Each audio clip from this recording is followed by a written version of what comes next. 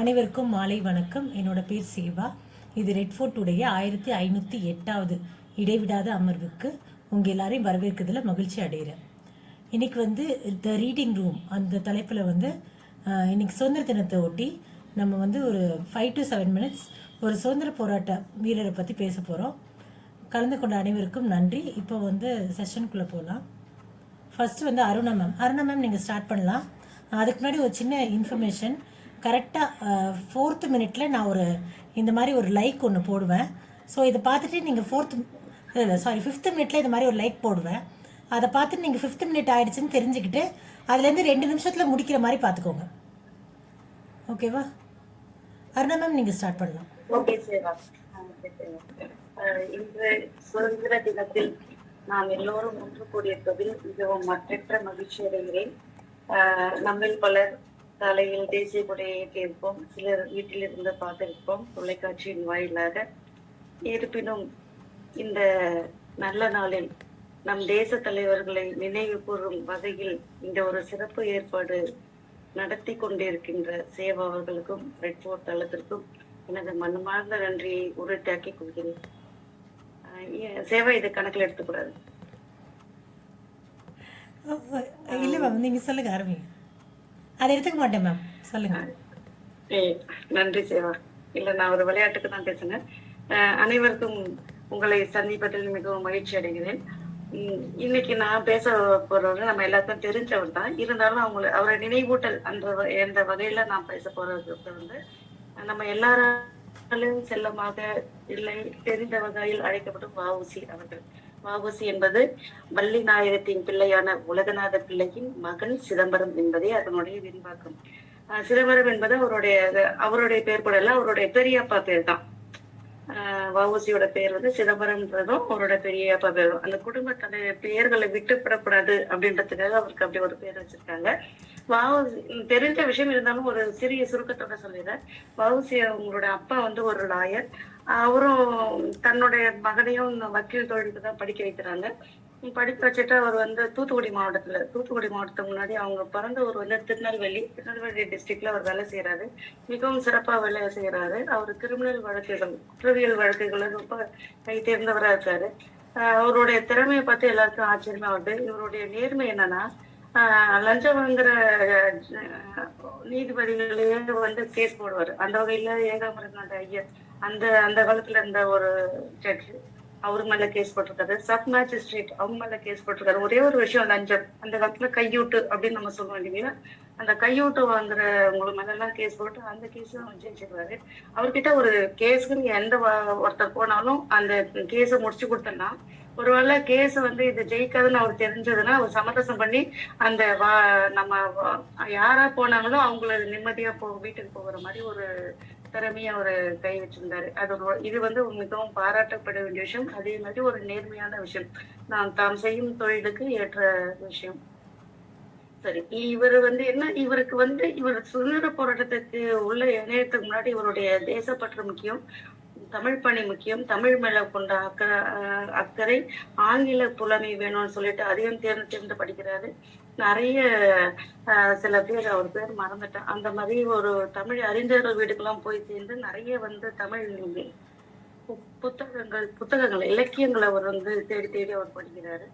அதுக்கப்புறம் அவர் சென்னையில ஒரு இடம் ராமகிருஷ்ணானந்தர் அப்படின்ற ஒரு மகனை சந்திச்சுதான் அவர்கிட்ட இருந்தா நான் ஒரு விஷயம் என்ன கத்துக்கிட்டாருன்னா, மக்கள் பணி செய்துதான் இறைவனுக்கு செய்யும் தொண்டு அப்படின்றத அவர் ஏத்துக்கிட்டாரு. அந்த நாள் அப்பத்துல இருந்து அவரு தன்னுடைய திறமைகளை ஜனங்களுக்கு செய்யணும்னு முடிவு பண்ணாரு. அதை தாண்டி இவருடைய சுதந்திர போராட்டத்துல அவரு அந்த பிறந்த காலம்ன்றதுனால அவருடைய குருவா யாரை ஏத்துக்கிட்டாருன்னா, நம்ம லோக்மானிய திலகர், பாலகங்காதரருக்கு அவரை தான் ஏத்துக்கிட்டாரு. சுயராஜ்யம் எனது திட்டப்புரிமை அப்படின்ற ஒரு விஷயத்தான் பிற்காலத்தில் ஏத்துக்காரு. ஆனா அவர் சுதந்திர போராட்டத்துக்கு போறதுக்கு முன்னாடி நடந்த சம்பவம் தான் இன்னைக்கு அவரை ஒரு சிறப்பு அடைமொழியை வச்சு கூப்பிடுறதுக்கான ஒரு காரணமா இருக்கு. என்னன்னா, இவரு நல்ல இந்த ப்ரொஃபஷன்ல ரொம்ப சிறந்து விளங்குறதுனால அவர் மேல போட்டியும் பொறாமை இருக்கிறத பார்த்துட்டு அவங்க அப்பா என்ன பண்றாரு, இல்லப்பா நீ இங்க இருக்காது, தூத்துக்குடி போயிடு அப்படின்னு சொல்லிட்டு தூத்துக்குடிக்கு அனுப்பிச்சு விட்டுறாரு. தூத்துக்குடி போயிட்டு அங்கேயும் அவர் லாயரை தான் ஒர்க் பண்றாரு. அந்த ஊர்ல அப்போதைக்கு இது இருந்திருக்கு, என்னன்னா சின்ன துறைமுகம் இருக்கு. ஆக்சுவலி தூத்துக்குடின்றது அதோட பேரு இல்ல, திருமந்திர நகர் அதுதான் அதோட பேரு. அங்க இறைஞ்சிருக்கிற தானியங்கள் விதைகள் எல்லாம் பெருக்கினாலுமே தூத்து அப்படின்னா பெருக்கி கூட்டினாலுமே அதுல இருக்க தானியங்களே தனக்கு போதும், மக்களுக்கு போதுன்ற நிலைமையில அன்னைக்கு இருந்தது. அதனால அது பேரு தூத்துக்குடின்னு மாறுச்சு. மற்றபடி அதோட பேர் வந்து திருமந்திர நகர் அப்படிதான். அந்த ஊருக்கு போயிட்டு அவர் சிறப்பா வந்து அவரோட ப்ரொஃபஷனல் வேலையை நல்லா செஞ்சுட்டு இருக்கும் பொழுது அப்ப இருக்க வணிகர்கள் என்ன பண்றாங்கன்னா, அப்ப கொழும்புன்றது ஸ்ரீலங்காவுக்கும் தூத்துக்குடிக்கும் வந்து கப்பல் வணிகம் நடந்துட்டு இருக்கும் பொழுது என்ன பிரச்சனை வந்து அப்ப பிரிட்டிஷ்காரங்க நான் சொல்றது 1900 அது பிரிட்டிஷ்காரங்களோட தொல்லை அவங்களுக்கு அதிகமா இருக்கு. அப்ப என்ன முடிவு பண்றாங்கன்னா, பேசாம வந்து ஒரு கப்பல் வாங்கி விட்டோம்னா, சுதேசி கப்பல் வாங்கி விட்டோம்னா நம்ம இந்திய மக்கள் வந்து சுதேசி கப்பல்ல நம்ம வந்து பிரயாணம் செய்யலாம், அந்நிய கப்பலை நம்ம துறந்துடலாம்னா மறுக்கலாம் அப்படின்றது. ஏன்னா இவருடைய பின்னாடி இவரோட கொள்கைக்கும் தேசிய சுதந்திரத்துக்கும் உள்ள பங்கே வந்து இப்படிதான். அந்நியரை மறுக்கணும்னு அவர் ஆரம்பத்திலே நினைக்கிறாரு. அப்புறம் தான் என்ன பண்றாரு, கப்பல் வாங்கணும்னு முடிவு பண்றாரு. அப்ப அவருக்கு வந்து திருமணம் ஆயிருக்கு. முதல் திருமணம் நடந்து முதல் மனைவி இறந்துடுறாங்க. 2வது திருமணம் அவருடைய தந்தையை கல்யாணம் பண்ணிக்கிறாங்க. ஆக்சுவலி அவருக்கு வந்து நிறைய குழந்தைங்க, 4 பையன் 4 பொண்ணு. ஆனா அவர் 2வது குழந்தை பிறக்கும் பொழுது இந்த மாதிரி ஒரு நெருக்கடி அவர் சந்திக்கும் பொழுது அப்ப என்ன பண்றாங்கன்னா, சுதேசி கப்பல் ஒண்ணு வாங்கணும் அப்படின்னு சொல்றதுக்கு முன்னாடி இப்ப கப்பல்ல வந்து குத்தகை எடுக்கலாம்னு பாக்குறாங்க. அப்ப கொழும்புல போயிட்டு அவங்க குத்தகை எடுத்துட்டு வந்து கப்பல் இங்கே இந்த துறைமுகத்துக்கும் தூத்துக்குடி துறைமுகத்துக்கும் இலங்கை துறைமுகத்துக்கும் போயிட்டு இருக்கும் பொழுது இதனால வெகுண்ட வெள்ளையர்கள் பிரிட்டிஷ்காரங்க என்ன பண்றாங்க அப்படின்னா, இதை எப்படியாச்சும் நிறுத்தணும்னு சொல்லிட்டு அந்த கப்பல்ல யாரு கிட்ட இருந்து அவங்க குத்தகைக்கு எடுத்திருந்தாங்களோ, அதாவது லீஸுக்கு எடுத்தாங்களோ அதை வந்து அந்த கப்பல் பேரு சூசான் கப்பல். சூசான் அதோட ஷாலின் ஸ்டீமர்ஸ் கம்பெனி அவங்க கிட்ட இருந்து வாங்குறாங்க. அவங்களுக்கு மிரட்டல் கொடுத்து அந்த கப்பல் ஊத்தி முடிறாங்க. இதனால ரொம்ப கோபம் அடைஞ்ச வஉசி என்ன பண்றாரு, இலங்கைக்கு போய் அங்கிருந்து ஒரு கப்பலை எடுத்துட்டு வர்றாரு. அங்க வந்தும் இதே மாதிரி பிரச்சனை வருது. அப்ப வரும்பொழுது ஒரு விஷயம் மட்டும் எனக்கு அவருக்கு புரிஞ்சது என்னன்னா, நம்ம ஒரு குத்தகைக்கு ஒரு கப்பல் வாங்குறதோட சொந்தமா ஒரு கப்பல் வாங்கலாம்னு சொல்லிட்டு அப்ப இருக்கிற வணிகர்கள்லாம் ஒண்ணு சேர்ந்து ஒரு 10 லட்சம் ரூபாய் வேணும் அந்த கப்பல் வாங்க. அந்த 10 லட்சம் ரூபாய் வேணும்னா 40,000 பங்குகள், ஒரு பங்கு வந்து 25 ரூபாய். அதுல 40,000 பங்குகளை வச்சு அந்த கப்பலை வந்து வாங்குறாங்க. வாங்கறதுக்கு முன்னாடி அவர் வந்து சொந்த ஒரு தமிழ்நாட்டை விட்டுட்டு வடநாட்டுக்கு பம்பாய் அந்த மாதிரி நாட்டுக்கு போயிட்டு என்ன சொல்றாருன்னா, வரும்பொழுது நான் சொந்த கப்பலோட தான் வருவேன்னு சொல்லிட்டு போறாரு. அதே மாதிரி இவரும் இவரோட நண்பரும் சேர்ந்து பிரான்ஸ் நாட்டுல இருந்து SS கேலியோ SS லாலா அப்படின்னு சொல்லிட்டு ஒரு 2 கப்பலோட உள்ள வராங்க. ஆனா வரும்பொழுது அவருக்கு என்னன்னா, அவர் போகும்பொழுதே அவருக்கு ஒரு தந்தி வந்தது. பையனுக்கு அதாவது மனைவிக்கும் மகனுக்கும் உடல்நிலை ரொம்ப முடியல அப்படின்ற ஒரு மேம் 7 நிமிஷம் ஆயிடுச்சுன்னா ஒரு half a minute தான். 1 மினிட். என் மனைவியும் மகனையும் இறைவன் பார்த்துக்கிட்டோம், நான் என் வேலையை நாட்டுக்காக எடுத்துருந்த வேலையை நான் செஞ்சு முடிப்பேன்னு சொல்லிட்டு அவர் போறாரு. போயிட்டு சொன்ன மாதிரியே வந்து அந்த 2 கப்பல் இங்க வந்துட்டு சுதேசி கப்பல் கம்பெனி அப்படின்னு சொல்றாங்க. நம்ம இந்த விஷயம் நம்ம எல்லாருக்கும் தெரியும். அந்த கப்பல் வந்தவுடனே இங்க நல்லா வந்து எல்லாரும் சுதேசி கப்பல்ல பிரயாணம் செஞ்ச இவங்களோட வெள்ளையர்கள் கப்பல் வந்து மறுக்கப்பட்டது. இதனால இவருக்கு பேரம் பேசுறாங்க வெள்ளையர்கள். எப்படியாச்சும் மடிய வச்சு அவரை வந்து அவருக்கு 1 லட்சம் ரூபாய் நான் தரேன், நீ எப்படியாச்சும் எங்க கூட வந்து சேர்ந்துட்டு எவ்வளவு பண்றாரு. இவருக்குதான் வந்து ரொம்ப நாட்டுப்பற்று அதிகமா இருக்கிறதுனால, அவரோட குரு வந்து திலகர் இருக்கிறதுனால, சுயராஜ்யம் அவருடைய பிறப்புரிமை இருக்கிறதுனால இதெல்லாம் அவர் வந்து எல்லாத்தையும் மீறி அதெல்லாம் முடியாதுன்னு சொல்லிட்டு நம்ம எல்லாராலையும் அழைக்கப்பட்டு கப்பலோட்டிய தமிழன் என்ற பெயருக்கு உரிமையானவர் நம்மளுடைய வஉசி அவர்கள். அவரும் இன்னைக்கு பட்டோலி திகழ்ந்து பறந்து கொண்டிருக்கும் இந்த பாரத நாட்டில் அந்த கொடிக்கு பின்னால் அவருடைய தியாகம் உள்ளது என்பதை உங்கள் அனைவருக்கும் நினைவூட்டி நன்றியுடன் இந்த மேடை முடிக்கிறேன். நன்றி, வணக்கம். அருமை மேம், சூப்பரா சொன்னீங்க. Thank you ma'am. உங்க half a minute அதை நான் கனெக்ட் பண்ணல ma'am. Thank you ma'am. Thank you. Thank you ma'am. அடுத்தது சுரேஷ் சார், நீங்க பேசுங்க சார். வணக்கம். இன்ஃபேக்ட் ஒரு கோஇன்சிடென்ஸா நான் தேர்ந்தெடுத்த சுதந்திர போராட்ட வீரரும் வஉசி அவர்கள் தான், கப்பலோட்டிய தமிழன் அப்படின்றதுல. அதுக்கு முன்னாடி ஒரே ஒரு விஷயத்த நான் இந்த இடத்துல பதிவு செய்ய விரும்புறேன். பாரதியாரின் பாடல் என்ன அப்படின்னா, கரெக்டாக நான் 5th மினிட்ல லைக் போடுவேன் சார், அது மட்டும் கொஞ்சம் கவனிச்சுக்கோங்க. என்ன மேடம்? 5th மினிட்ல நான் ஒரு லைக் போடுவேன், அது மட்டும் கவனிச்சுக்கோங்க. கவலைப்படாதீங்க மேடம், கவலைப்படாதீங்க. நான் சொல்ல விரும்புற பாரதியாரோட பாட்டு என்னன்னா, என்று தனியும் இந்த சுதந்திர தாகம், என்று மடியும் இந்த அடிமையின் மோகம், என்றமை தங்கை தனகை விலங்குகள் போகும், என்றமை திண்ணல்கள் தீர்ந்து போகும், அன்றொரு பாரதம் ஆக்க வந்தோனே ஆரியர் வாழ்வினை ஆதரிப்போனே, வென்று கருத்தினை நின்றோனோ மெய்யடியோம் இன்னும் வாடுதல் நன்றோ, பஞ்சமும் நோயும் நின் மெய்யடி யார்க்கோ, பாரினில் மேன்மைகள் வேறின்றி யார்க்கோ, தஞ்சம் அடைந்த பின் கைவிடலாமோ, தாயுந்தன் குழந்தையை தள்ளி போவோ, அஞ்சலென்றன் அருள் செய்யும் கடமை அல்லவோ, ஆரிய நீ நின்றன் அறம் மறந்தாயோ, வெஞ்செயல் அறக்கரை விட்டுடுவேனோ வீரசிகாமணி ஆரியர் கோணே அப்படின்ற அந்த பாட்டை சொல்லிட்டு இதை சொல்ல வர்றதுக்கு காரணம் என்ன அப்படின்னா, என்று மடியும் இந்த அடிமையின் மோகம். நம்ம நாட்டில் பார்த்தீங்கன்னா நம்ம எல்லாரும் இந்தியா வளரணும், நல்லா இருக்கணும் அப்படின்னு நினைக்கிறோமே தவிர இந்திய பொருட்களை வாங்க வேண்டும், இந்திய பொருட்களை ஆதரிக்க வேண்டும். மேக் இன் இந்தியா அப்படின்ற ஆஸ்பெக்டா இன்னைக்கு வந்திருக்கு. ஆனா அதை பண்றோமா அப்படி இல்லை. இன்னைக்கு எங்களுடைய சுதந்திர தின இது இருக்கு. என்னுடைய மனைவி ஒரு பள்ளி நடத்துகின்றார். நாங்க 3 வருஷமா என்ன பண்றோம் அப்படின்னா, நாங்க சாக்லேட் வாங்குறது இல்லை. நாங்க என்ன பண்றோம் அப்படின்னா, கடலை மிட்டாய், பொட்டுக்கடலை உருண்டை, இதை தான் சுதந்திர தின ஸ்வீட்டா தர்றோம். இதற்கு காரணம் என்ன அப்படின்னா, ஒரு ஏழை குடும்பம் கடலை உருண்டையை தயார் பண்ணுது, ஒரு பொட்டுக்கடலை உருண்டையை தயார் பண்ணுது, அவங்களுக்கு வாழ்க்கை மேம்பட இது உதவும். அது தவிர பாத்தீங்கன்னா கடலை மிட்டாய் எடுத்துக்கங்க, எள்ளு மிட்டாய் எடுத்துக்கங்க, அதே மாதிரி பொட்டுக்கடலை எடுத்து, they are high in protein whereas chocolate is high in carbohydrate. இதை எதுக்கு வஉசி இதுக்கு சொல்ல வரேன்னா, அவர் சுதேச கப்பல் கம்பெனி ஆரம்பிச்ச போது அவரோட எதிர்பார்ப்பு என்ன இருந்தது, எல்லா மக்களும் இந்த கப்பல்ல தான் வருவாங்கன்னு. ஆனால் விலையை குறைத்த பின், அதாவது ஃப்ரீ அப்படின்னு சொல்லிட்ட உடனே மக்கள் என்ன பண்ணிட்டாங்க, அந்த சுதேசி கப்பல்ல போகாம வெள்ளையன் கப்பலில் போக ஆரம்பித்து விட்டார்கள். இதனால அவங்களுக்கு பெருத்த நஷ்டம் வந்தது. அது மாத்திரம் இல்லாம நான் அந்தமான் போயிருக்கேன். அந்த அந்தமான் சிறையை பார்த்திருக்கின்றேன். அங்க பாத்தீங்கன்னா அந்த செக்கு இழுக்கிற இதை பாத்தீங்கன்னா மாடுகள் தான் செக்கு இழுக்கும். ஆனால் இங்க மனுஷனை வச்சு செக்கு இழுக்க வைக்கிறாங்க. இந்த காலத்து குழந்தைங்க, ஏன்னா 78 வருடம் ஆண்டு விட்டது, நிறைய குழந்தைங்களுக்கு இதோட எவ்வளவு கஷ்டப்பட்டிருக்காங்கன்றது தெரியாம இருக்கு. நம்ம கஷ்டப்படாம என்ன பண்ண வைக்கிறோம், we are pampering our kids. அது மாறணும். அவர்களுக்கு உண்மையான நிலைகள் தெரிய வேண்டும். அப்பதான் they will have idea about how to manage finance, how to support Indian products and how our economy can grow அப்படின்ற ஆஸ்பெக்ட் வரும். இந்த அந்தமான் தீவுன்னு சொன்ன இல்லையா, காலாபாணின்ற ஒரு படத்தை பார்த்தீங்கன்னா உங்க எல்லாருக்கும் தெரியும். அது பார்த்தீங்கன்னா ரொம்ப மோசமான நிலையில் அங்க இருக்கு. அங்கிருந்து வரவங்க யாருமே தப்பிச்சு ஓட முடியாது.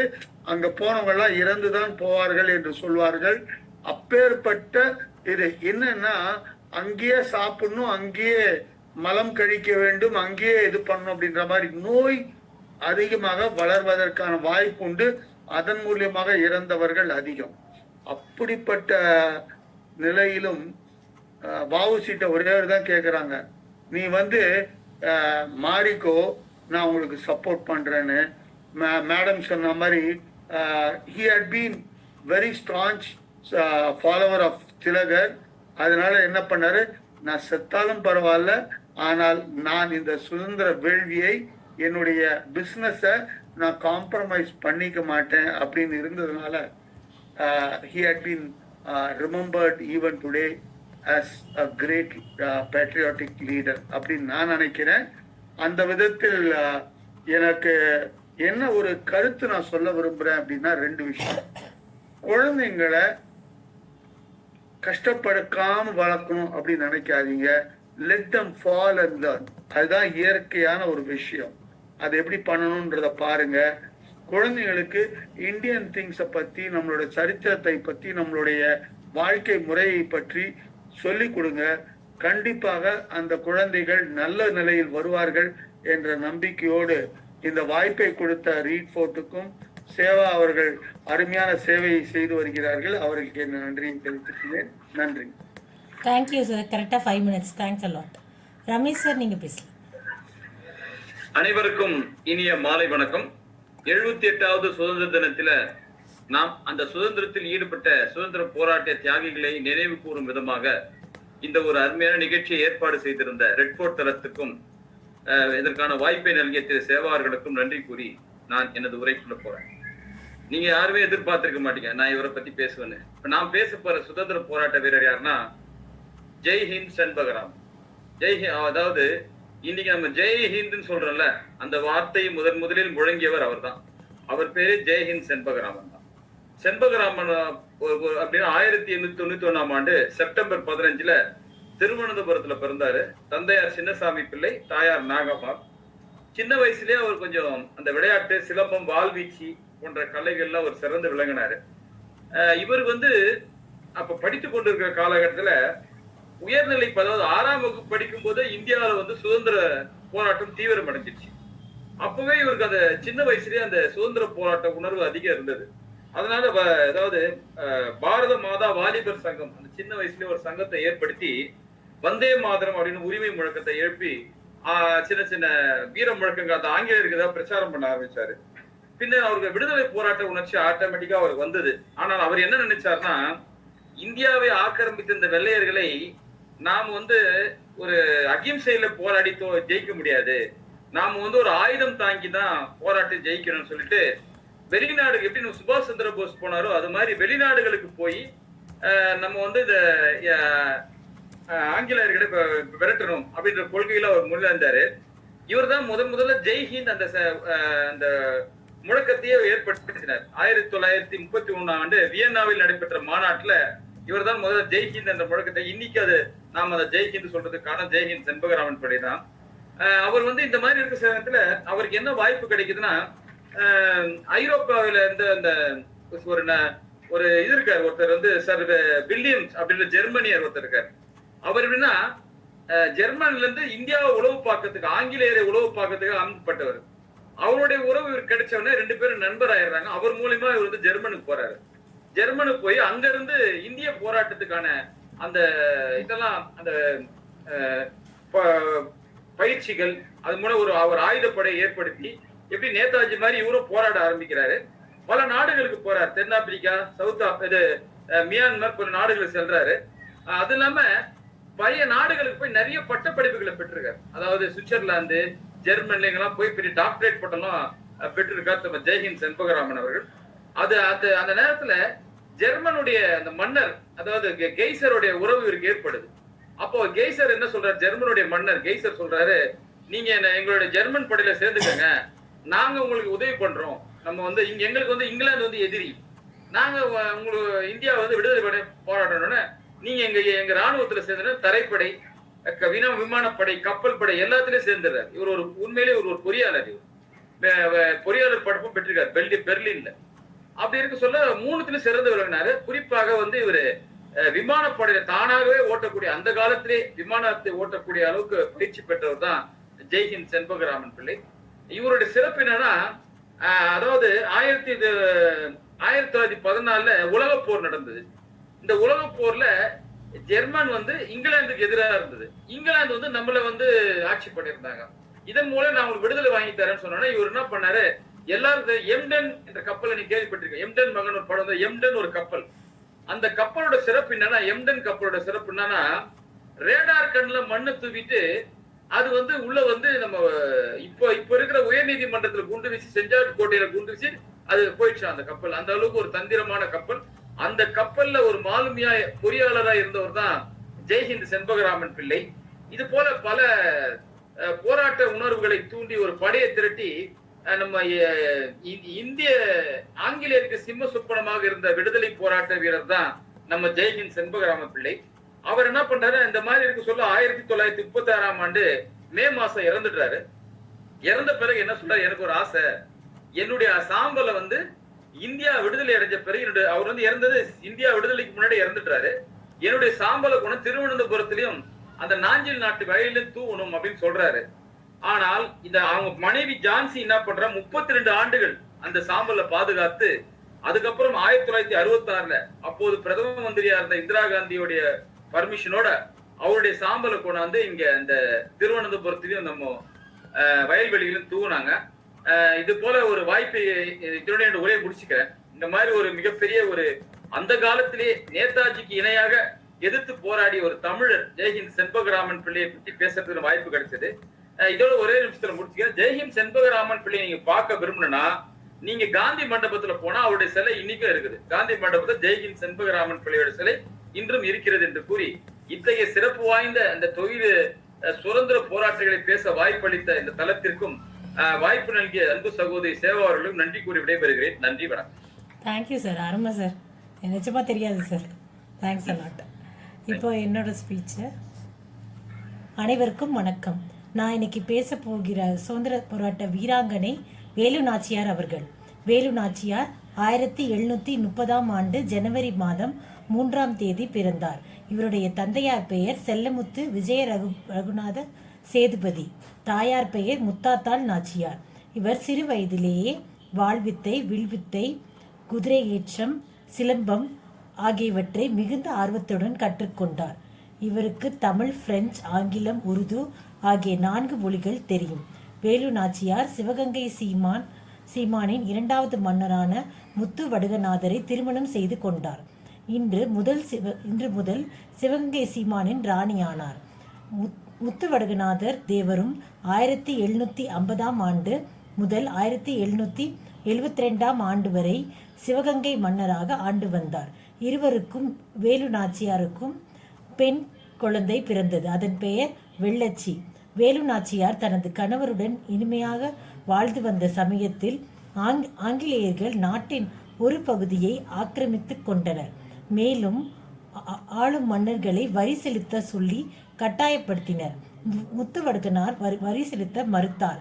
அதன் காரணமாக ஆற்காடு நவாபின் உதவியோடு ஆங்கிலேயர்கள் காளையார் கோயில், சொர்ண காளீஸ்வரர் கோயிலுக்கு சுவாமி தரிசனம் செய்ய சென்றிருந்த முத்துவடுகநாதரையும் மற்றும் வேலு நாச்சியாரையும் மறைந்து தாக்கினர். இதில் முத்துவடுகனார் கோயில் வாயிலில் உயிர் இழந்தார். வேலு நாச்சியார் மட்டும் குதிரை மூலமாக கொல்லங்குடி வழியாக தப்பி சென்றார். வரும் வழியில் வேலு நாச்சியாருக்கு தப்பி செல்வதற்கு உதவி செய்த உடையாள் என்ற பெண். ஆங்கிலேயர்கள் உடையாளிடம் வேலு நாச்சியாரை பற்றி தகவல் கேட்டதற்கு அவர் கூற மறுத்ததால் அவளது தலையை வெட்டி வீழ்த்தினர். இதை மறைந்திருந்து பார்த்த வேலு நாச்சியார் தான் மீண்டும் சிவகங்கை மீட்டு விட வேண்டும் என்று சபதம் ஏற்றார். அங்கிருந்து மருது சகோதரர்கள் தாண்டவராயன் பிள்ளை ஆகியோருடன் ஹைதர் அலியை நாடி அவருடன் உருது மொழியில் உரையாடி அவருடைய உதவியை பெற்றார். அங்கிருந்து 8 ஆண்டுகள் தங்கி பின் மீண்டும் ஆங்கிலேயர்களை எதிர்த்து போராடிய இறுதியில் அவரது தலைமையில் தளபதியாக இருந்த குயிலி தானே ஒரு மனித வெடிகுண்டாக மாறி ஆங்கிலேய பாச அறைக்குள் குதித்து ஆங்கிலேயர் அனைவரையும் அழித்தார். இறுதியாக வேலு நாச்சியார் சிவகங்கை மண்ணை மீண்டும் கைப்பற்றினார். 1780 முதல் 1790 வரை சிவகங்கை நாட்டை ஆண்டார். ஆட்சிக்கு வந்த பின்னர் வேலு நாச்சியார் உடையாள் என்ற பெண்ணின் நினைவிடம் சென்று அவரது நினைவிடத்தில் தனது வைரத்தாலியை கலட்டி வழங்கியவுடன் அவரை வணங்கி சென்றார். இன்றும் அந்த கோயிலில் உள்ள வெட்டியாள் காளிக்கு விசேஷ நாட்களில் அந்த வைரத்தாலியை வைத்து வணங்கி வருகின்றனர். அவரது ஆட்சியில் கொடி அனுமான் சின்னம்.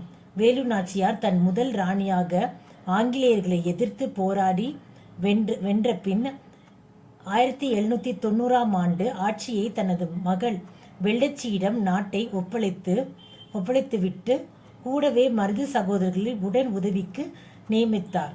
வேலு நாச்சியார் 1796 ஆண்டு டிசம்பர் மாதம் 25ஆம் தேதி உயிரிழந்தார். வேலு நாச்சியாருக்கு வீரமங்கை என்று மற்றொரு பெயரும் உண்டு. இதுவரைக்கும் பொறுமையுடன் கேட்ட அனைவருக்கும் நன்றி. நன்றி. சிறப்பாக பேசிய சேவா அவர்களுக்கும் நன்றி. குறித்த நேரத்தில் பேசியது நன்றி. Thank you sir. அடுத்தது சுகா மேம். சுகா மேம் இருக்கீங்களா? Thank you Seva ma'am the opportunity. நானும் வந்து வேலுநாச்சியார் அவங்களதான் படிச்சேன். இன்ட்ரெஸ்டிங்கா இருந்தது அவங்கள பத்தி தெரிஞ்சுக்கிறதுக்கு. நானும் இப்ப வந்து ஃபீமேல் ஃப்ரீடம் ஃபைட்டரை பத்தி தான் பேசுறேன். சுந்தரம்மாள் அவங்கள பத்தி. ஸோ இவங்க பாத்தீங்கன்னா 1930 அக்டோபர் 7 திருப்பூர்ல பிறந்திருக்காங்க. அவங்க அப்பா வந்து நாச்சிமுத்து கவுண்டர் அண்ட் அவங்க அம்மா வந்து சுவாமி அம்மாள். இவங்க வந்து ஒரு நல்ல வெல் டு டூ ஃபேமிலி தான். அவங்க அப்பாவும் நிறைய லோக்கலா நிறைய லீடர்ஷிப் ரோல்ஸ் பிளே பண்ணி அந்த திருப்பூர் மாவட்டத்துல அவர் கொஞ்சம் தெரிஞ்ச பர்சன் தான். இவங்க வந்து நிறைய ஃப்ரீடம் ஃபைட்டிங், சோஷியல் காசஸ், இதுக்கு எல்லாத்துக்காகவுமே அவங்க வந்து ஃபைட் பண்ணியிருக்காங்க. இவங்களுடைய ரொம்ப இவங்களை ஈர்த்ததுன்னு பார்த்தீங்கன்னா காந்தியோட பிரின்சிபிள்ஸ் தான். ஸோ இவங்க காந்தியோடைய இதை ஸ்பீச் அவங்களுடைய கூடயே டிராவல் பண்ணியிருக்காங்க நிறைய விஷயங்கள்ல. இந்த குவிட் இந்தியா மூமெண்ட்லலாம் இவங்க டேக் பார்ட் பண்ணியிருக்காங்க. ஒரு வாட்டி காந்தி வந்து பப்ளிக் மீட்டிங் இது பண்ணும்போது பிரிட்டிஷ்க்கு அகேன்ஸ்டா அவங்கள ஃபைட் பண்ணிட்டு இருக்கும்போது இவங்க சுந்தராம்பாள் வந்து போய் ஸ்டேஜ்ல வந்து காந்திஜிக்கு வந்து அவங்களுடைய வளையல வந்து ஆஃபர் பண்ணியிருக்காங்க, கோல்டு பேங்கிள்ஸ் ஆஃபர் பண்ணியிருக்காங்க. காந்தி சொல்லியிருக்காரா, இந்த மாதிரி நீங்க டொனேட் பண்ணது ஓகே, பட் ஆனா வந்து ஏதாவது என்னுடைய இதுல வந்து நீங்க டேக் பார்ட் பண்ணுங்க அப்படின்னு சொல்லியிருக்காங்க. ஸோ இவங்க அதுக்கேத்த மாதிரி அவங்க காந்திக்கு ப்ராமிஸ் பண்ணது மாதிரியே நிறைய அவருடைய இதுல வந்து மூவ்மெண்ட்ல அது இல்லாம தனியாவும் இவங்க நிறைய இண்டிபெண்டன்ஸ்க்காக வேண்டி நிறைய டெமான்ஸ்ட்ரேஷன் பண்ணியிருக்காங்க பிரிட்டிஷ் கவர்மெண்ட் அகேன்ஸ்டா. இவங்க வந்து ரொம்ப சின்ன கை குழந்தைய வச்சிருக்கும் போது அவங்க வந்து சத்தியாகிரக ப்ரொட்டஸ்ட்ல டேக் பார்ட் பண்ணதுனால அரெஸ்ட் பண்ணி வேலூர்ல வந்து 3 months வந்து அவங்க வந்து அங்க சிறைப்பிடிச்சிருந்திருக்காங்க. அது மட்டும் இல்லாம இவங்களுக்கு வந்து அந்த மாதிரி ஒரு டையார்ட் சிச்சுவேஷன்ல இருக்கும் போதும் கூட வந்து அவங்க வந்து இந்த கண்ட்ரிக்காக வந்து அவங்கள டிவோட் பண்ணி அவங்க அவ்வளோ பெரிய விஷயங்கள் செஞ்சிருக்காங்க. அந்த ஒரு டைம் மட்டும் அவங்க பிரிசனுக்கு போல, அதுக்கப்புறமும் வந்து திரும்பவும் 2-3 வாட்டி அரெஸ்ட் ஆயிருக்காங்க. இவங்க அதுக்கப்புறம் வந்து அவங்களுடைய லேட்டர் பார்ட் இவங்க இறந்தது பாத்தீங்கன்னா 2007ல. ஸோ ஒரு 1970s அப்புறம் வந்து இவங்க வந்து வினோபாவேயோட சோஷியல் காசஸ்க்கு எல்லாத்துக்கும் இவங்க வந்து அட்டென்ட் பண்ணி அவங்களுடைய பிரின்சிபல்ஸ் எல்லாம் ஃபாலோ பண்ணி லாஸ்டா அந்த விஷயங்களுக்காக ஃபார்மர்ஸோட பிளைட்டுக்கெல்லாம் இவங்க அட்ரஸ் பண்ணி அவங்களுக்கெல்லாம் ஹெல்ப் பண்ணியிருக்காங்க. ஸோ இவங்களை படிக்கும் போது எனக்கு இன்ஸ்பைரிங்கா இருந்தது. Hope this will be an inspiration for you people also. நான் லாஸ்டா வந்து பூமா வீரவல்லி அவங்களுடைய புக்ல இருந்தது வேல்யூ ஆஃப் இண்டிபெண்டன்ஸ் பத்தி சொல்றேன். எனக்கு பிடிச்சது அந்த அவங்க எழுதியிருந்த வரிகள். Will those who earn for freedom with honor settle for anything lesser? Will those who aim to have eternal elixir thirst for toddy instead? When fame and virtue only are eternal, all else in life seen as ephemeral, will anyone want to live their life in demeaning servitude, lowly and wild? All those born have to die someday.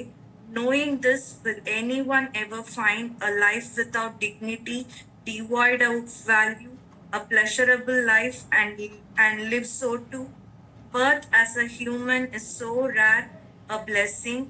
Armed with truth, can any accept living a life untrue to oneself and believe, even in the face of torture and grief?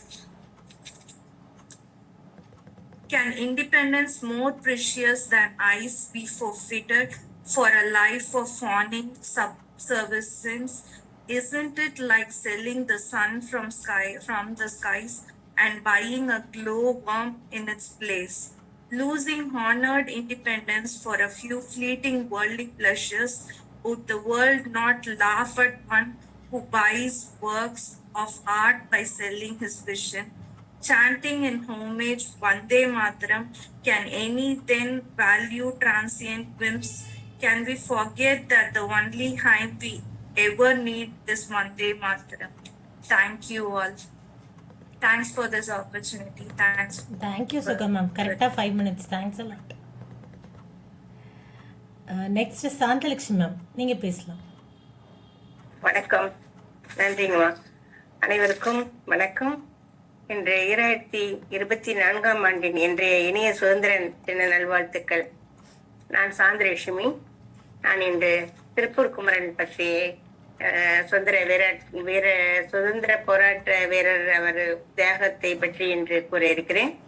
Tiruppur Kumaran பற்றி நான் படித்ததை கூட நான் சொல்ல இருக்கிறேன். கொஞ்சம் நன்றி.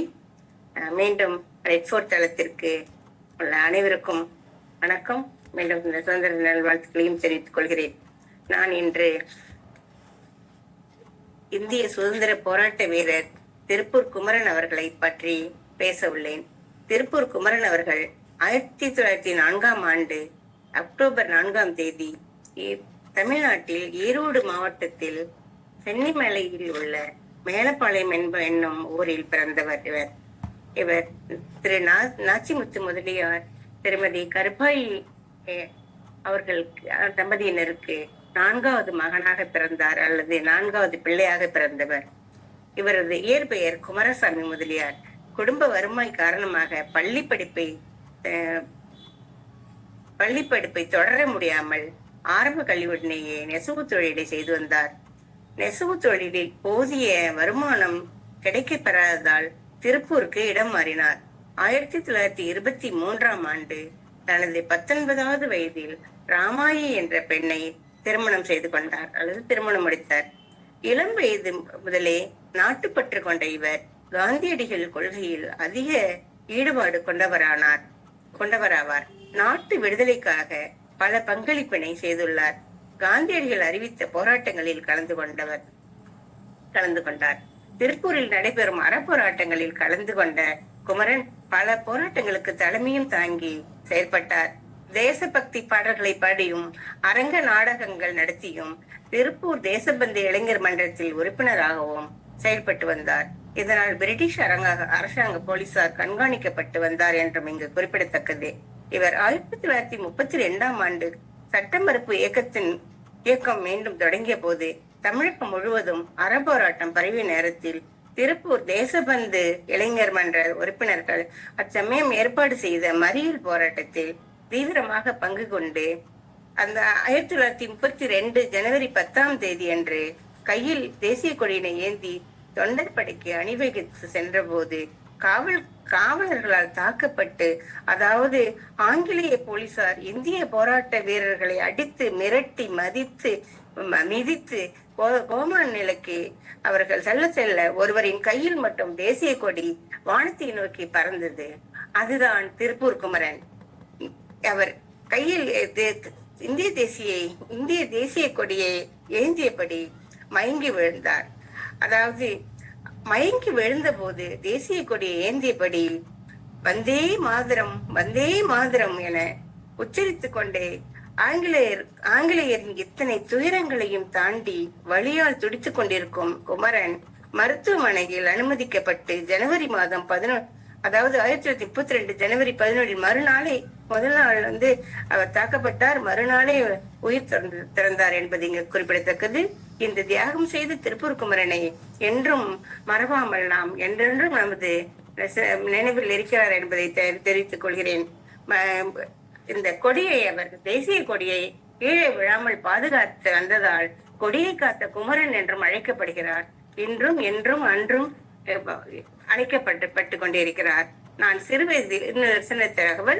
சிறுவயதில் படித்த தமிழ் பாடநூல் என்னும் தமிழக அரசு நிறுவனம் புத்தகம் எனது வகுப்பில் எனது தமிழ் ஆசிரியர் போதித்த பாடத்தில் திருப்பூர் குமரன் பற்றிய இந்த நிகழ்வை பாடம் புகட்டும் போது தேசிய கொடி கையில் ஏந்தி கொண்டு இறுதி மூச்சு வரை வந்தே மாதரம் என்று ஒலித்து அவரது குரல் பற்றி கேட்டுக்கொண்டிருக்கும் போது, எனது ஆசிரியர் பாடம் புகட்டும் சமயத்தில் நான் கேட்டுக்கொண்டிருக்கும் போதே எனக்கு அந்த சிறு வயதிலேயே எனது செவிகளில் ஒலித்த அந்த உணர்வு இன்று வரை நான் அகக்காட்சி வழி நம் வீரர் திருப்பூர் குமரனை நினைத்து நான் நினைத்தபடியே நான் இருப்பேன். அந்த உணர்வையோடு இருப்பேன். அதோடு அதை நினைத்து வருந்துகிறேன்.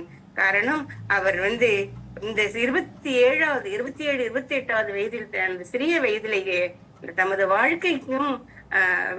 வாழ்க்கையும் முடித்துக் கொண்டார். அதோடு நமது பாரத தேசிய இந்திய பாரதத்துக்கு தியாகத்தை செய்தவர் என்றதும் குறிப்பிடத்தக்கது. இங்கே அவரை நினைத்து உள் உணர்வுடன் பெருமை கொள்வேன், பெருமை கொண்டும் இருக்கிறேன்.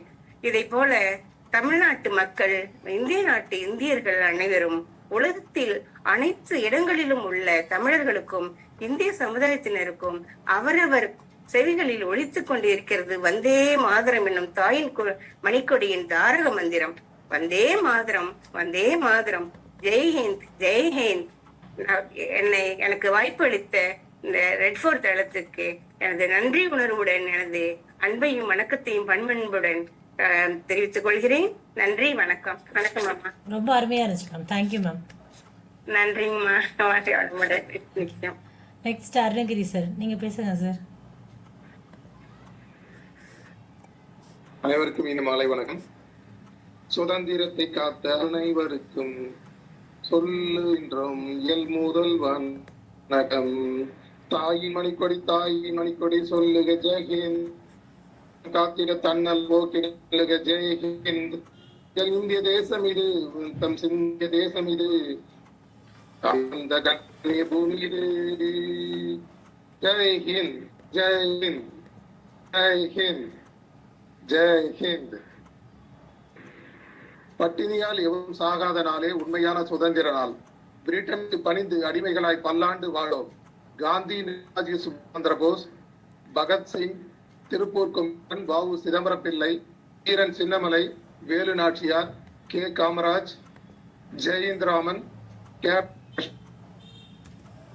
வீரபான் கட்டப் போன்ற தலைவர்களால் திரண்டெழுந்தோம். பாதி சரோஜினி நாயுடு போன்ற கவிஞர்களால் எழுச்சி கண்டோம். ஒன்று திரண்டு பாடுபட்டு போரிட்டு அறுவை சுதந்திரத்தை பெற்றோம். 77 ஆண்டுகள் கடந்து இன்று 78வது ஆண்டில் உண்மை சுதந்திரத்தை கண்டோமா? வயோதிகர்களுக்கும் உரிய மரியாதை நாம் கொடுக்கிறோமா? பெண்ணுரிமைக்கும் கௌரவத்திற்கும் மரியாதை? சிறுவர்களை உண்மையாக சிறுவர்களாகவே நடத்துகிறோமா? இளம் பெண்களை இரவில் சுதந்திரமாக செல்ல விடுகிறோமா? சிறுவர்கள், பெண்கள் பாலியல் பலாத்காரத்தை அகற்றினோமா? சிறுவர்கள் குடும்பத்துக்காக தொழில் புரிவதை தடுத்தோமா? லஞ்சம் ஊழலை சமுதாயத்தில் இருந்து வேரோடு அழித்தோமா? சினிமாதான் பிரதானம் என்ற போதையில் இருந்து மீண்டோமா? நடிகைகளை கடவுளாக துதிப்பதை துறந்தோமா? வெளிநாடு சென்று படிக்கும் மோகத்திலிருந்து விடுபட்டோமா? சுற்றுப்புற சூழலை சமநிலை பராமரித்து வருகிறோமா? வறுமை கோட்டிற்கு கீழ் உள்ள ஏழைகளை ஆதரித்து அவர்களுக்கு உணவளிக்கிறோமா? செல்வந்த ஏழை என்ற சமுதாய கோளாறை தகர்த்தோமா? இயந்திரம் போன்று இயங்குகிற வாழ்வில் இருந்து மீண்டோமா? அநேக சீர்திருத்தங்கள், முன்னேற்றங்கள் நிகழ்ந்து வருகிறது. ஏழ்மை குறைக்கும் முயற்சிகள் மகிழ்ச்சியை தருகிறது. விவசாயத்தை புரட்சி, தொழிலாக்க அநேக மலர்ச்சி. உலக நாடுகளின் கண்களில் இந்தியா செய்து வரும் கிளர்ச்சி. 142 கோடியில் 98% மக்களுக்கு உணவு கிடைக்கிறது. இது 98% மக்களின் வயிற்றை போக்குகிறது. ஆனால் மீள 2% உயிர்கள் கதி என்ன ஆகிறது? வெறும் காற்றும் தண்ணீரும் இந்த ஏழைகளின் உணவாகிறது. 98% மக்கள் இந்த நிலை மாறாதா? மாறலாம். அதற்கு 98% நடத்தை மாறணும். உலக சுதந்திர வாய்ப்புக்கு நான் பாராட்டி விடைபெறுகிறேன். வணக்கம். அருமை சார், ரொம்ப நல்லா இருந்துச்சு. Thank you sir. அடுத்தது தனம் மேம். தனம் மேம் ரெடியா இருக்கீங்களா?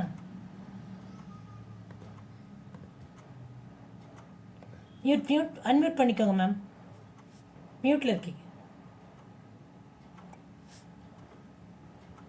நாம் இப்பொழுது 78வது சுதந்திர தினத்தை கொண்டாடி வருகிறோம்.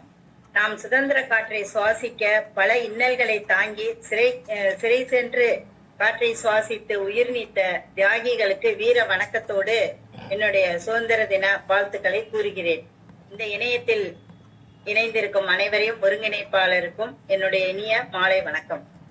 பெற்ற தாயும் பிறந்த பொன்னாடும் நற்றவ வாணி நனி சிறந்ததுவே என்பதே உலக வழக்கு. உலகம் என்பது உயர்ந்தோர் மாட்டு, நாடு என்பது நல்லோர் மாட்டு என்பது போல நாட்டு விடுதலைக்கு உழைத்த நல்லோர்களில் சேலம் சி. விஜயராகவாச்சாரியாரும் ஒருவர். இவர் வழக்கறிஞராக இருந்து நாட்டு விடுதலைக்கு பாடுபட்டார். 1852 ஆண்டு ஜூன் மாதம் 18ஆம் நாள் செங்கற்பட்டு மாவட்டத்தில் பொன்விளைந்த களத்தூரில் பிறந்தார்.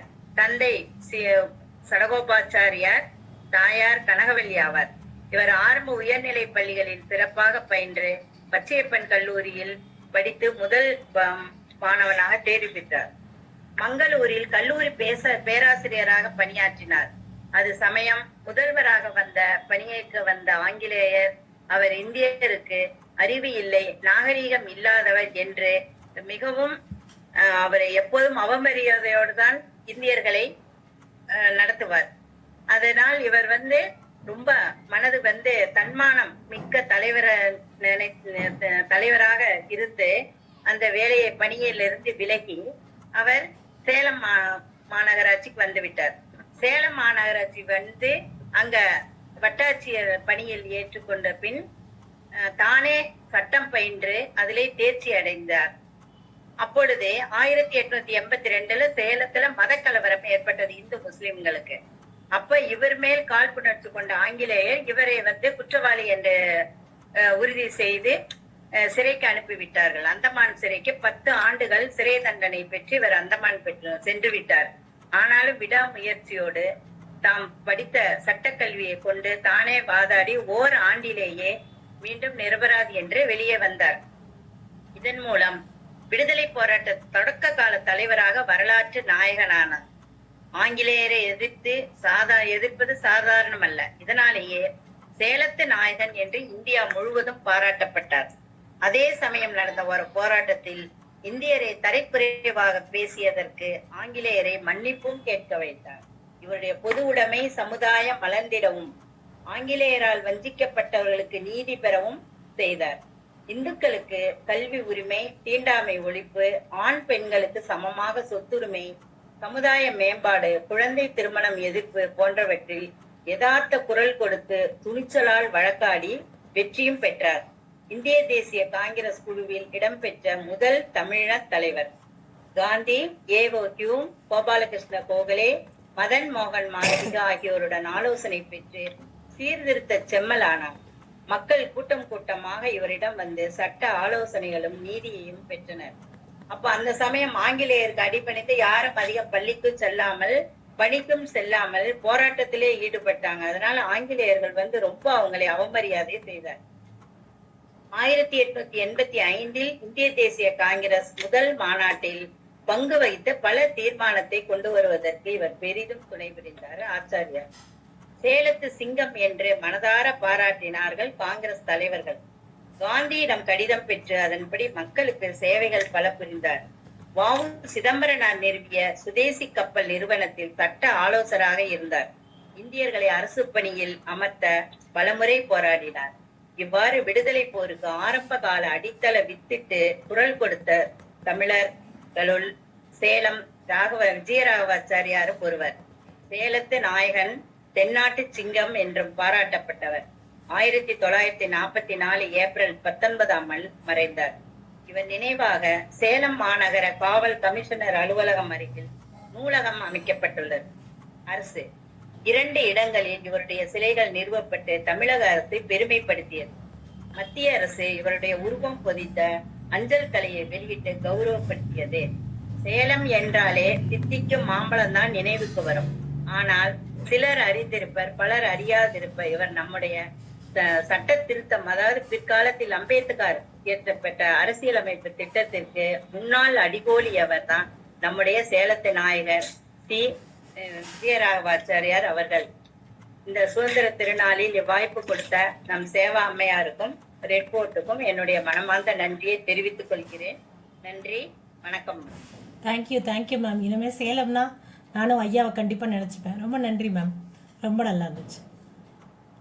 சிவகனி மேம், நீங்கள் பேசுங்க.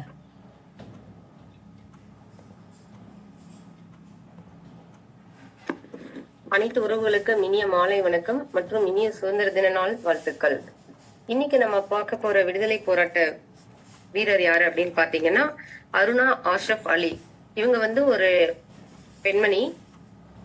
பெண்கள் வந்து சுதந்திர போராட்டத்துக்காக பாடுபட்டு இருக்காங்களா அப்படின்னு நினைக்கும் போது நம்மளுக்கு எல்லாம் ஒரு பெரிய வியப்பா தான் இருக்கும். சோ அந்த வகையில இவங்களை பத்தி நான் தெரிஞ்சுக்கும் போது எனக்கும் மிகப்பெரிய ஆச்சரியம்தான். இவங்க வந்து ஒரு பிராமண குடும்பத்தில் பிறந்த பெண்மணி. ஜூலை 16 1909 பிறந்திருக்காங்க. இவங்க ஒரு கல்வியாளர், அரசியல் ஆர்வலர், வெளியீட்டாளர். இவங்க அம்மா வந்து அம்பாலிகா தேவி. இவங்க வந்து நிறைய புக்ஸ் அந்த மாதிரி எல்லாம் எழுதியிருக்காங்க.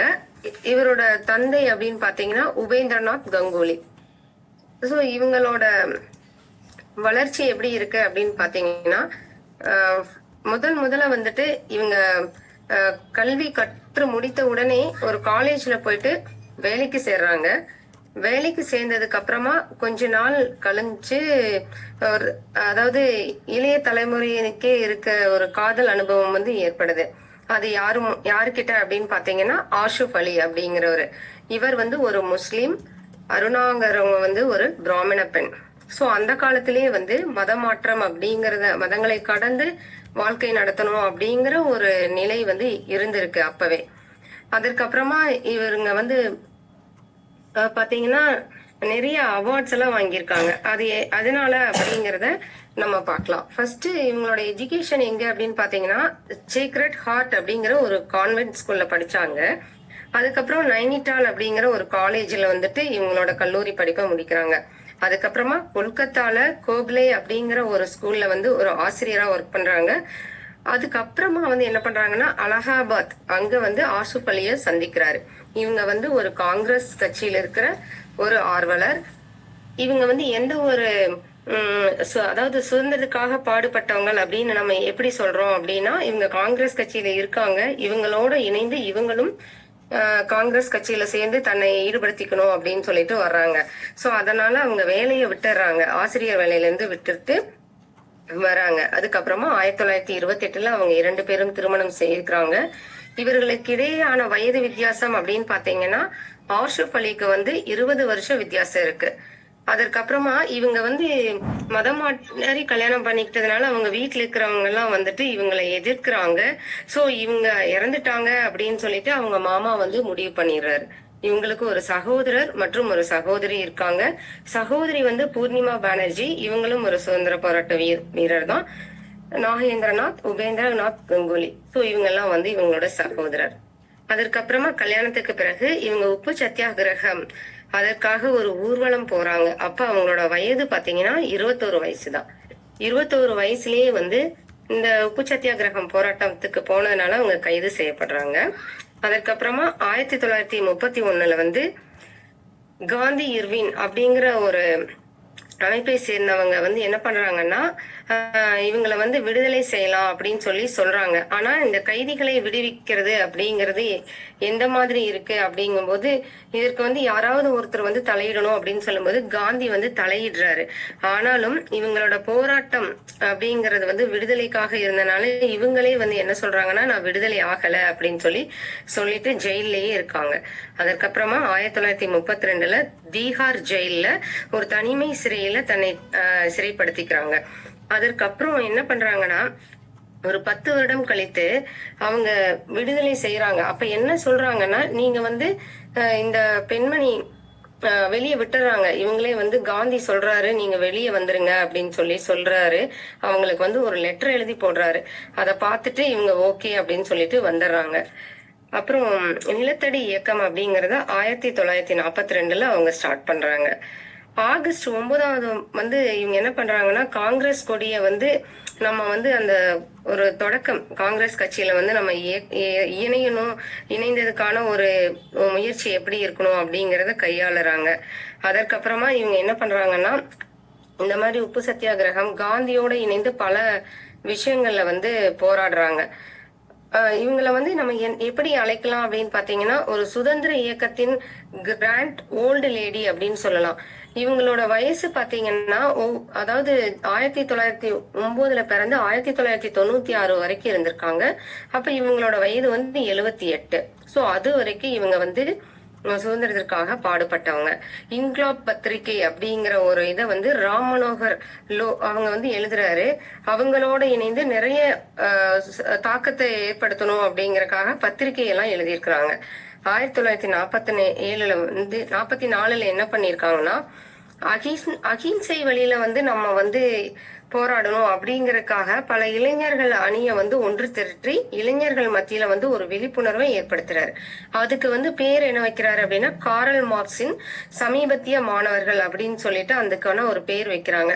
அப்ப வந்து இவங்க இந்த மாதிரி போராட்டம் பண்ணிட்டு இருக்கும்போது இவங்களுக்கு வந்து ஒரு அனௌன்ஸ்மெண்ட் வருது. இவங்களை பிடிச்சு கொடுக்கறவங்களுக்கு வந்து ஒரு 5000 பண வெகுமதி வந்து கொடுக்கறாங்க அப்படின்னு சொல்றாங்க. இதை வந்து காந்தி வந்து இவங்க எப்படி நினைக்கிறாங்கன்னா, நீங்க என்ன புடிச்சு கொடுத்துருங்க, சோ அந்த பணத்தை கூட வந்து ஒரு நல்ல விஷயத்துக்காக உபயோகப்படுத்திக்கோங்க அப்படின்னு சொல்லிட்டு காந்திஜி கிட்ட சொல்றாங்க. இத வந்து காந்திஜி வந்து அதை ஏத்துக்கல. இருந்தாலும் அவங்க கொஞ்ச நாள் கிளம்பிச்சுட்டு இந்த சுதந்திரத்திற்காக நம்ம போராடணும் அப்படிங்கறக்காக 1946 வந்து அவங்க தலைமுறையாகி வெளியே போயிடுறாங்க. அதாவது யாருக்கும் தெரியாத இடத்துல வந்து இருக்கிறாங்க. இவங்க வந்து எப்படின்னா, காந்தி எழுதி கொடுத்த அந்த குறிப்புகளை வந்து அவருடைய வாழ்நாள்ல வந்து ஒரு பொக்கிஷமா வச்சு பாதுகாத்துட்டு இருக்காங்க. இவங்க ஒவ்வொரு தடவையும் வந்து இந்த மாதிரி இயக்கங்கள் ஆரம்பிக்கிறது அப்படிங்கறது எதுக்காக அப்படின்னா, இந்திய முஸ்லீமை வந்து ஒன்றிணைக்கும் ஒரு காரணியா வந்து இந்த இயக்கம் வந்து இருந்திருக்கு அப்படின்னு சொல்லியிருக்காங்க. அதுக்கப்புறமா 1950 வந்து கம்யூனிஸ்ட் இணைஞ்சு அவரோட ஹஸ்பண்டோட இருக்கும்போது கொஞ்ச நாள்